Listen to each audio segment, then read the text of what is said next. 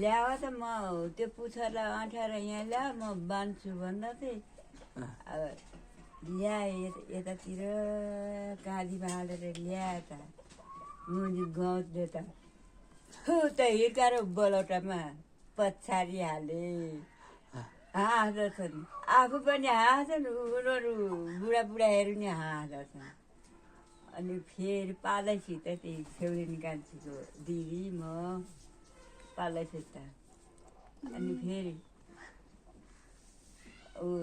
दिदीले त सकेनन् लु म है त भन्थे अनि ऊ त डरी मभन्दा मट्टी थिए आमा बाउले खुवाएका अनि के त उसले त ल्याएर बुवा चाहिँ नै डोरीले बाँधिहाल्यो नि टाउको र पुच्छर अनि नाम्लो लाएर घर ल्याए हाँसो गराउँथे अब अलि ढाडमा भयो त पछार्नु थिएन बलौटामा हुँदाले बलौटा छरेर पछारिहाल्यो ल म त सक्दिनँ भन्दा थिएँ